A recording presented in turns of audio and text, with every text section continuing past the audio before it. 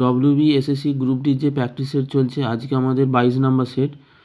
সামনেই পরীক্ষা আছে, তাই তোমরা চাইলে এগুলো রিভিশন করতে পারো। আমার কিন্তু প্লে লিস্ট করা আছে, তোমরা চ্যানেলে গিয়ে অবশ্যই প্লে লিস্ট কিন্তু খুঁজে পেতে পারো।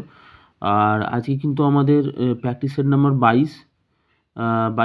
22 প্র্যাকটিস সেটে আমাদের প্রথম কোশ্চেন কী আছে দেখো। প্রথম কোশ্চেনটা একটু এখানে টাইপিং মিস্টেক ছিল, যাই হোক এটা বিম্বিসার কাকে বিবাহ করেননি, এরকম ছিল, বিম্বিসার কাকে বিবাহ করেননি। এটা হবে দেখো অপশান ডি, অহল্যাকে কিন্তু বিবাহ করেননি, এটাই আনসার হবে। পশ্চিমবঙ্গের 2 নম্বর কোশ্চেন, পশ্চিমবঙ্গের গনগনি অঞ্চলে কোন ধরনের মাটি রয়েছে? গনগনি অঞ্চল হচ্ছে পশ্চিম মেদিনীপুরে আছে, আর এটা হচ্ছে পশ্চিম মেদিনীপুরে গনগনি দেখা যায়। আর এটা হচ্ছে উত্তরটা হবে কিন্তু ল্যাটেরাইট মাটি, মানে অপশান সি কিন্তু আনসার হবে।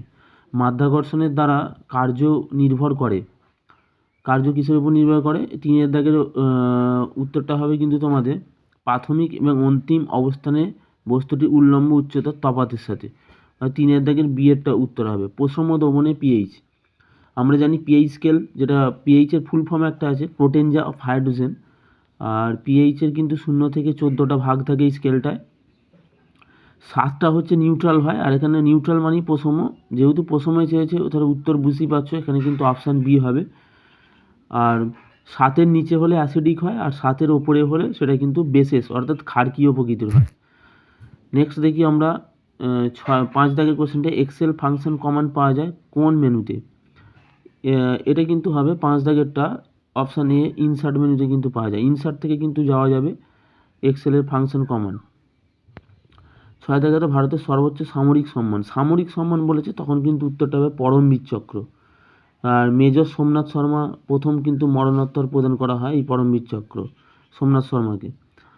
আর যদি বলতো যে অসামরিক ক্ষেত্রে সর্বোচ্চ কি, তাহলে কিন্তু ভারতরত্ন হতো, কিন্তু এখানে সামরিক ক্ষেত্রে বলেছে, সেটা হবে পরমবীর চক্র। এই দুটো একটু মাথায় রাখতে হয়।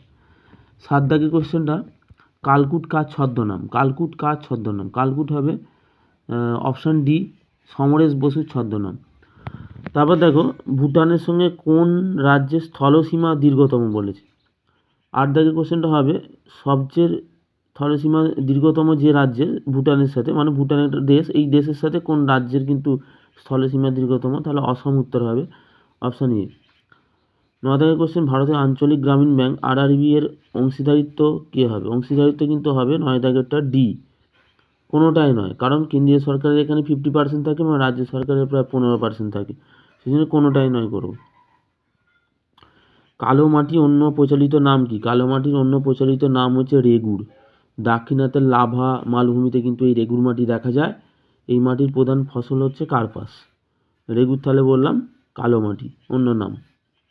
11 দেখা যায় আফগান বংশীয় কারা ছিলেন? আফগান বংশীয় কারা ছিলেন? এটা হবে লোদি বংশ, অর্থাৎ অপশান ডি কিন্তু আনসার হয়ে যাবে। আমরা 12টা দেখি, পরবর্তী কোশ্চেন 12 নম্বরে। দেখো 12 নম্বরের কোশ্চেনটা, ভারতের স্বাধীনতার সময় ইংল্যান্ডের প্রধানমন্ত্রী কে ছিলেন? স্বাধীনতার সময়ে বলেছে ইংল্যান্ডের প্রধানমন্ত্রী কিন্তু হবে এটলি, ক্লিমেন্ট এটলি। 13 দাগের কোশ্চেন, জীবের শুক্রাণু আর ডিম্বাণু ল্যাবরেটরিতে সংরক্ষণ করাকে কোন কনজারভেশন বলে? 13 দাগের তো অপশান বি, এক্সিটু সংরক্ষণ।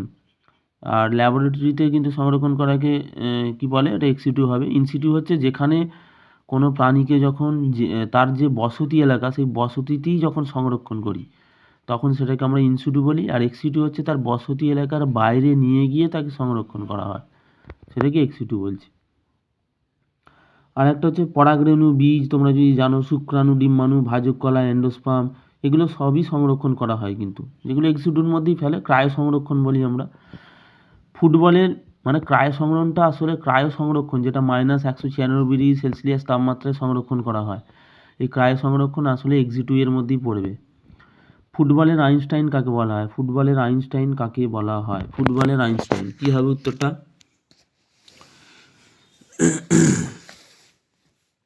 দেখো ফুটবলের আইনস্টাইন যেটা বলা হয়, এটা কিন্তু 14 দাগেরটা হবে অপশান সি, মানে ব্যাকহামকে বলা হয়। 15 দাগের কোশ্চেন দেখো, পৃথিবীর বিখ্যাত বারবি ডলের স্রষ্টাকে? পৃথিবীর বিখ্যাত বারবি ডলের স্রষ্টাকে? 15 দাগেরটা হবে কিন্তু অপশান সি, রুথ হ্যান্ডলার হবে কিন্তু উত্তর।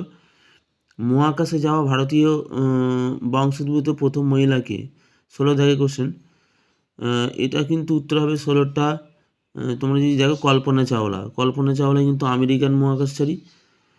আর 17টা দেখো মহাকাশে যাওয়া ভারতীয়, 17টা বললাম 17টা MS এক্সেল যেটা আছে ফাংশনের মধ্যে কোন ফাংশনকে কি বলে। আচ্ছা 17টা হবে কিন্তু অপশান ডি দেখো নেস্টেড ফাংশন, মানে MS এক্সেল ফাংশনের মধ্যের কোনো ফাংশনকে কি বলবে হয় নেস্টেড ফাংশন। নেক্সট দেখো চর্যাপদের ভাষা কি নামে পরিচিত। চর্যাপদের ভাষা 18টা দেখো চর্যাপদের ভাষা কিন্তু কি নামে পরিচিত, অপভ্রংশ নামে পরিচিত। চর্যাপদের ভাষা কিন্তু প্রাকৃত এবং অপভ্রংশের মিশ্রণ, তাহলে এখানে কিন্তু অপভ্রংশ হবে। ঠিক আছে, এবার অনেকে বলবে হয়তো প্রাকৃতটা কেন হলো না, কারণ চর্যাপদের দুটোরই মিশ্রণ। এবার অপভ্রংশটা মেনলি কিন্তু ধরা হয় বা অনেক জায়গায় উত্তর দেখেছি অপভ্রংশটা বলা হয়েছে। তবু তোমরা যদি কনফিউশন হয় তোমরা কমেন্ট বক্সে অবশ্যই লিখে জানাবে।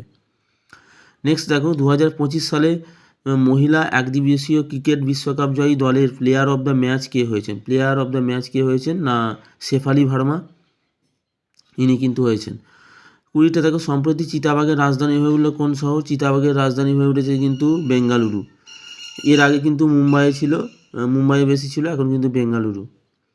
আজকে এই পর্যন্তই 20টা কোশ্চেন ছিল। তোমরা অবশ্যই সেটাকে কিন্তু প্র্যাকটিস করবে বারবার, তাহলে কিন্তু প্র্যাকটিসের মাধ্যমে মনে রাখা সম্ভব জিকে, নাহলে কিন্তু জিকে হবে না। প্রতিদিন প্র্যাকটিস করতে হবে, প্রতিনিয়ত জিকে।